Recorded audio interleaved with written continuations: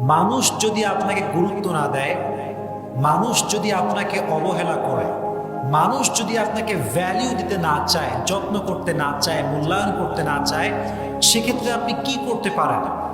ইসলাম এই ক্ষেত্রে কি সাজেশন দিয়েছে, রসুল করিম সাল্লাল্লাহু আলাইহি ওয়াসাল্লাম কি বলেছেন, এটা আমরা আজকে জানবো। ইসলাম বলে যে তোমার সঙ্গে সম্পর্ক ভেঙে দেয় তার সঙ্গে তুমি সম্পর্ক জোড়া লাগাও, যে তোমার হক নষ্ট করে তার হক তুমি আদায় করে দাও, আর যে তোমার সঙ্গে জুলুম করে, অত্যাচার করে, কষ্ট দেয় তাকে তুমি আল্লাহর জন্য মাফ করে দাও। সুবহানাল্লাহ পড়ে। What a beautiful ইসলাম, কি সুন্দর ইসলাম। কিন্তু আমরা কষ্ট পাই কখন? কেউ অবহেলা করলে কষ্ট পাই কখন? পেইন ফিল করি কখন? We have to justify it first. এটা আগে জাস্টিফাই করতে হবে। দেখেন, মনোযোগ দিয়ে শুনবেন।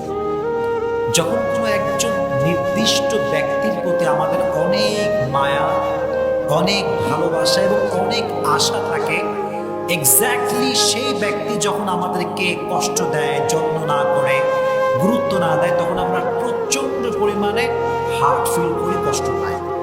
So firstly, you have to overcome the illusion and expectation from him. যাকে আপনি খুব বেশি মায়া করেন, যাকে আপনি খুব বেশি ভালোবাসেন, তার প্রতি আপনার প্রচন্ড পরিমাণে আশা কাজ করে যে সে আমাকে রিপ্লাই করবে, ভালোবাসবে, যত্ন নেবে।